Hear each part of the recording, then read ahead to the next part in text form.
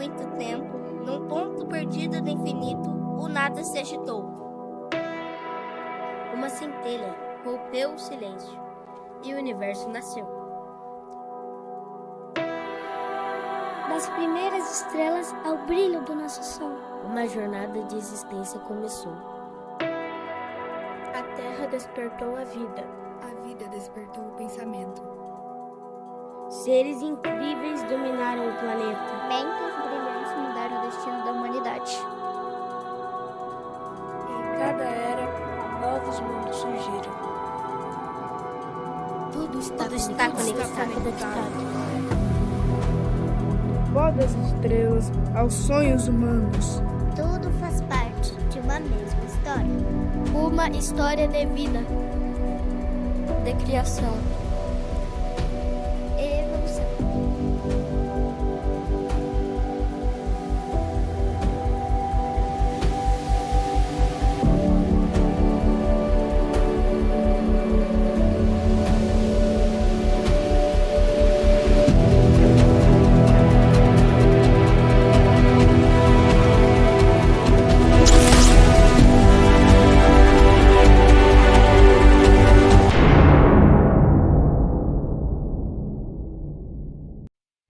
Oi, gente, eu sou a Mariane e vim falar sobre o Albert Einstein, um dos cientistas mais conhecidos do mundo.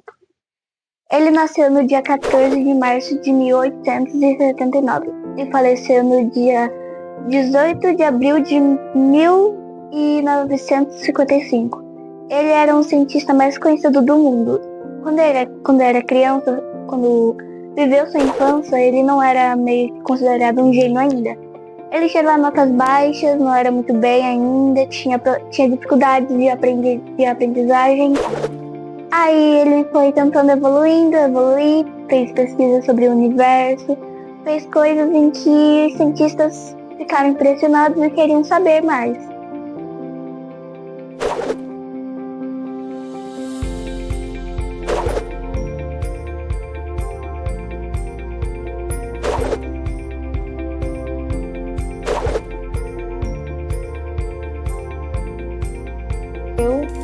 Em que agora os cientistas querem saber mais sobre o universo, estão querendo saber mais um pouco. Quando o Albert Einstein estava aqui, ele ajudou muitos cientistas, muito. Então, tchau!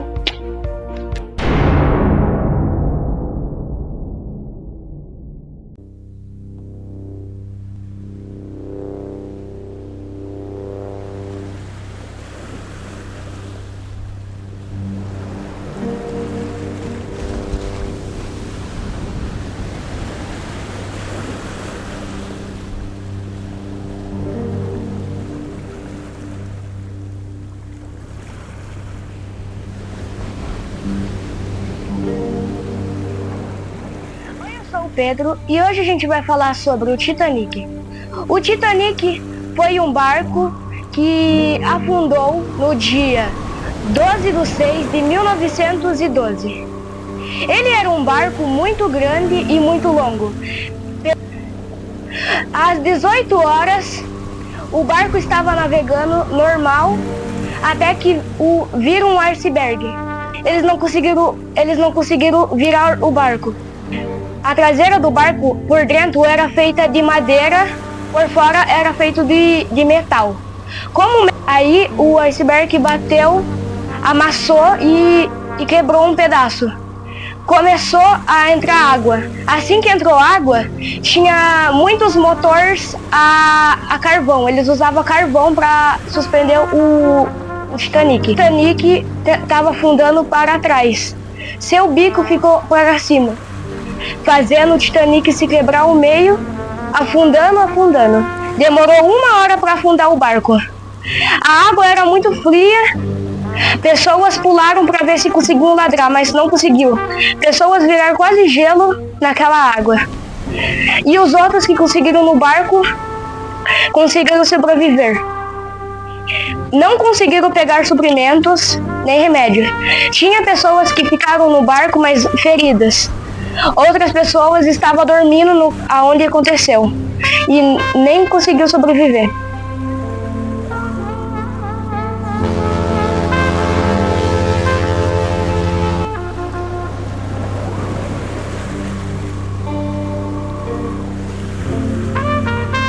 Titanic foi um navio maior do que o Titanic. Ele era um navio para carregar pessoas feridas e soldados feridos. Na época dos soldados, quando os soldados se feriam, ele chegava e pegava os soldados. No meio do mar, tinha navios com bombas. Esse navio estava passando com soldados inimigos. Os inimigos atiraram no barco. O barco corrompeu um grande buraco na parte traseira. Aí começou a afundar. Só que ele não se quebrou que nem o Titanic. Ele só caiu de lado.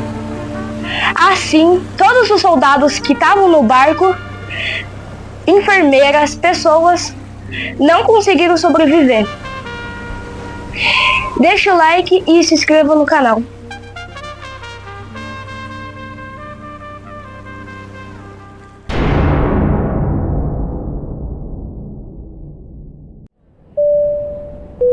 Senhoras e senhores, bem-vindos à Castro TV. Temos o prazer em recebê-los para falar sobre a aviação. Hoje falaremos sobre o papel crucial de Santos Dumont como criador de um dos primeiros aviões do mundo. Ele fez esse feito notável em 1906, com 14 bis. Ele funcionava um motor de 50 cavalos, podendo controlar com a mão direita a profundidade do avião.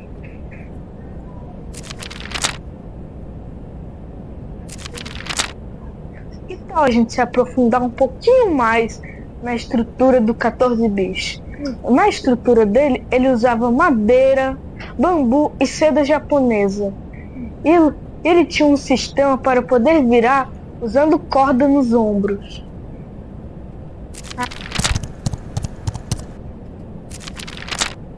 Oi galera, hoje eu vou mostrar como é que um avião comercial levanta voo. Primeiramente, o piloto ele liga o motor do avião e também liga as rodas. Depois ele faz a baliza até chegar na pista de decolagem. Depois ele acelera e usa isso daqui para poder levantar. Depois, se ele quiser virar, é só virar isso daqui. Se ele virar assim, ele vai para a esquerda. E se ele virar assim, ele vai para a direita.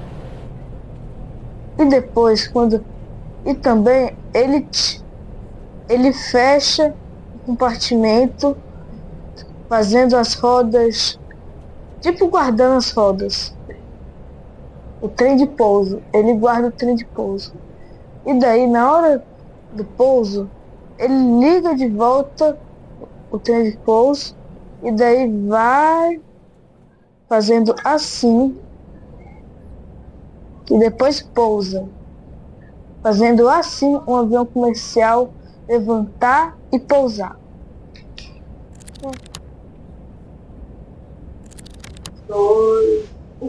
E claramente, se eu estou falando de um voo comercial, eu preciso explicar para que serve o avião comercial. Ele serve para que vários tipos de pessoas possam viajar, pagando a passagem no aeroporto. Ou também na internet, no app do avião, tipo Azul. Ele transporta pessoas e pode ir de cidade até outra cidade. E é isso que é um voo comercial. O avião mais antigo do mundo que ainda pode voar se chama Blériot 11. Ele foi fabricado em 1909, há mais de 100 anos, pelo francês Louis Blériot. Esse avião ficou famoso porque o piloto Blériot foi o primeiro piloto a atravessar o Canal da Mancha, entre a França e a Inglaterra.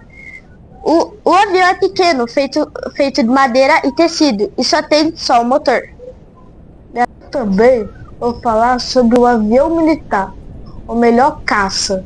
Existem muitos tipos, F-35, B-12, Spirit. Eles são aviões militares que podem carregar bombas até mísseis. Eles são muito utilizados em guerras. Ou também tem aqueles aviões espiões, que são utilizados para espionar outros países em questões de guerra. Tipo o SR-71, que a única fraqueza dele era que ele era tão rápido que podia queimar o bico. E ele tirava fotos de lá do espaço para poder capturar as fraquezas do outro país.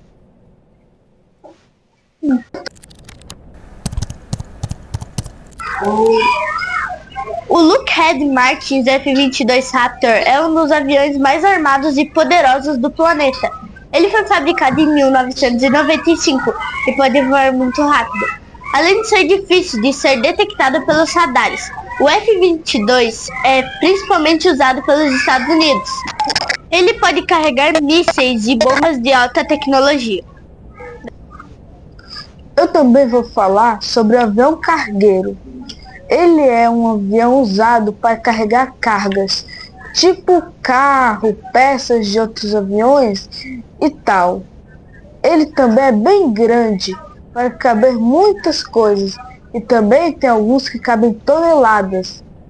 Tem alguns tipos de avião cargueiro que podem carregar tanques de guerra, para ajudar nas guerras os militares. Eles são muito usados para carregar muitos tipos de cargas, muitas peças e coisas, enfim. O menor avião do mundo é o Cri-Cri, criado pelo Francis Mitchell Colombo. Ele é tão pequeno que cabe só uma pessoa e tem 2 motores bem leves. Mesmo assim, ele consegue voar a mais de 200 km por hora. Muitos pilotos usam ele para lazer e apresentações aéreas. Gostaríamos de agradecer por voar conosco hoje. Esperamos vê-los novamente em breve a bordo de nossos próximos vídeos.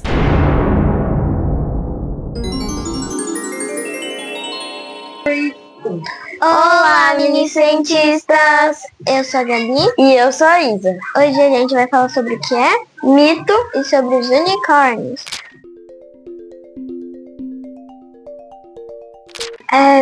Os cientistas, né, eles estavam estudando, né, e do nada eles acharam um fóssil de um rinoceronte, que a espécie dele se chamava Elasmotherium sibírico. É muito difícil falar isso não. Ele tinha 3,5 toneladas e as pessoas falam que ele era parecido com um unicórnio. Tem pessoas que acreditam e não acreditam.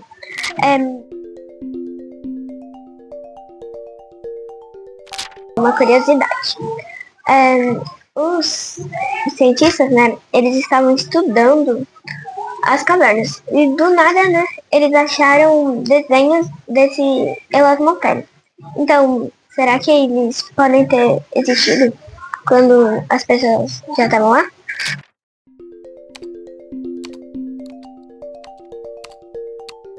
O mito vem do grego mitos, quer dizer uma pessoa muito admirada ou muito famosa. Ops! Na verdade, a palavra mito significa narrativa. Isso sugere que o mito é uma criação de narrativas para explicar o universo. E foi isso. Um beijo, mini cientistas.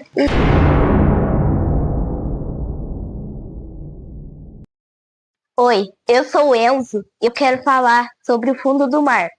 O fundo do mar é responsável por 50% do oxigênio e é responsável por ter cadeias alimentares e muitos outros tipos de animais. O fundo do mar cobre 70% da água do planeta. No fundo do mar existem animais, corais e peixes. Peixes coloridos, peixes cinzas, peixes azuis, vários tipos de cores. Existem lulas, orcas, que você já deve ter ouvido. Falando em tubarões e orcas, no fundo do mar, as orcas são as predadores de todos os outros animais. Se quiser, a orca pode comer 3 tubarões, só no almoço. No fundo do mar, também existem tubarões, brancos e azuis. Os brancos conseguem sentir uma das suas presas a 5 metros, importando se ela é herbívora, porque animais assim já são carnívoras.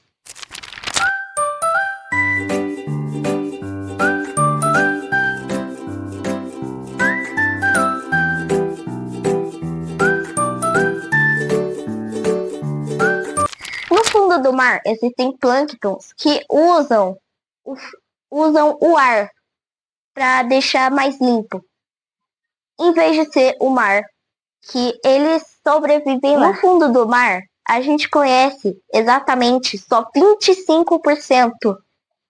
E o resto, a gente conhece mais Marte. A gente conhece mais Marte do que o fundo do mar. O fundo do mar é gigantesco. Existem cadeias alimentares que, o primeiro lugar, como eu já disse, são as orcas. Em segundo lugar, tubarões. Em terceiro lugar, os peixes que conseguem comer, né? Que são carnívoros.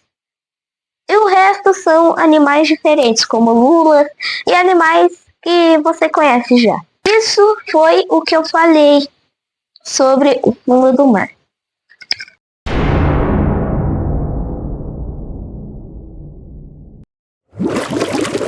Oi, eu sou o Davi.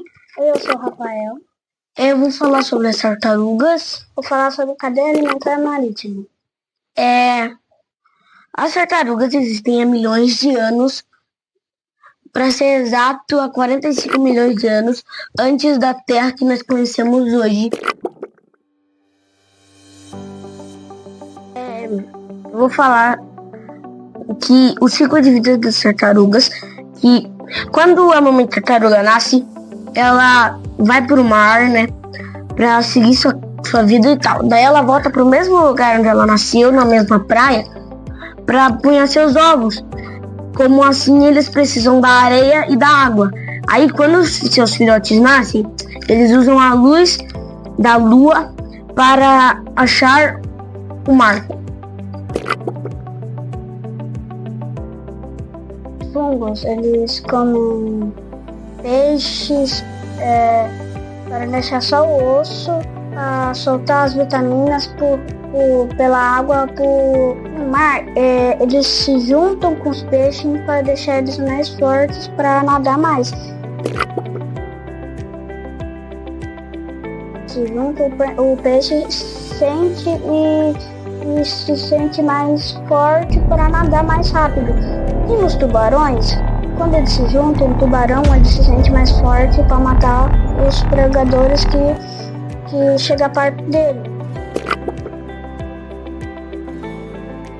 Rio, eles ficam tacando tanto lixo que vai cada vez mais sujo o rio, que daí, se eles ficarem jogando mais sujeira, os peixes vão se juntando, que daí os peixes ficam só em um canto. Mas daí cada vez que eles vai jogando um monte de lixo, de vez de ficar branco a água do rio, fica só verde, porque daí eles estão tacando muita sujeira e fica poluindo o rio.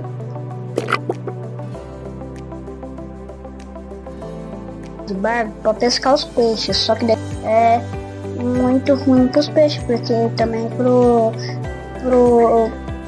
planeta, porque quando o planeta precisa de água e de peixes e tubarão para sobreviver. Agora eu vou falar sobre as curiosidades, que são a tartaruga mais rápida do mundo, a tartaruga mais velha e a maior tartaruga que existe no planeta.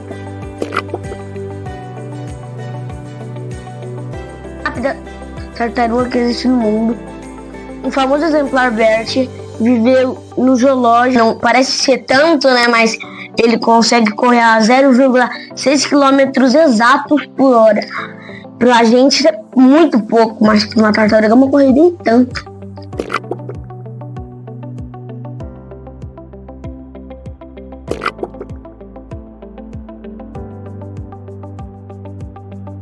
Vou falar agora da tartaruga maior, a maior tartaruga que existe no mundo.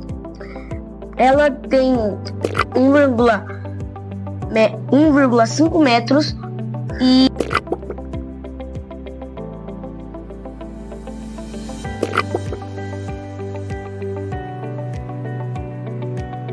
vou falar da tartaruga mais velha. O nome dela é Jonathan. Ela vive na ilha de Santa Helena. E ela fez, em 2023, ela completou 191 anos. Então, se parar pra pensar, agora, que é 2025, ela vai estar com 193 anos. Pra isso é uma tartaruga muito. E dizem que ela é um animal marinho mais velho que eles reconheceram já.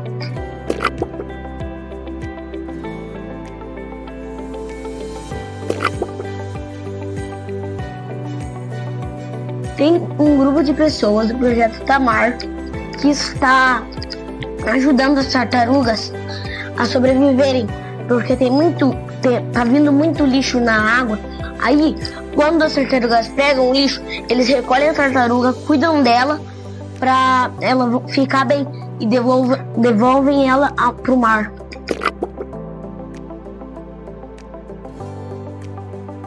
A gente vai terminar aqui. Até a próxima e obrigado. Ficou legal.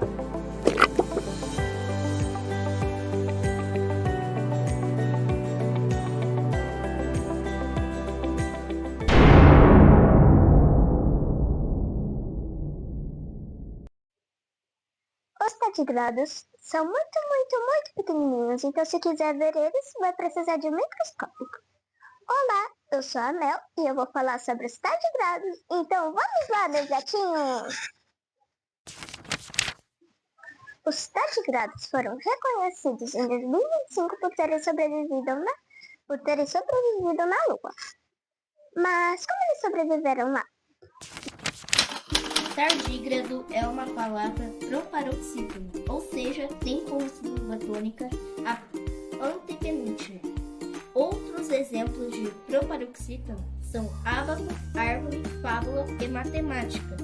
Neste tipo de classificação, também existem as palavras paroxítonas, em que a penúltima sílaba é tônica, e as oxítonas, que a sílaba tônica é a última. Não esqueça, para classificar as palavras, você precisa analisá-las da direita para a esquerda, e não da esquerda para a direita, como lemos e escrevemos. Aí, Mel, bora para tardígrado? Ah, só que eu já me acostumei a falar tardigrado. Eu achei ele tão bonitinho.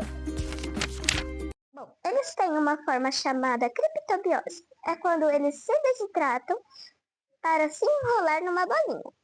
Assim, eles conseguem sobreviver no vácuo ou até temperaturas mais baixas ainda. Ué, mas como eles conseguiram aparecer lá?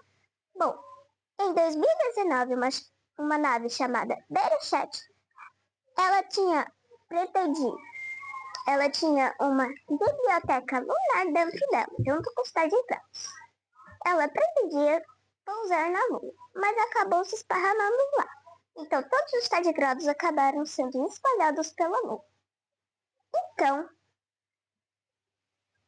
os tardigrados podem ter de 4 a 8 pernas.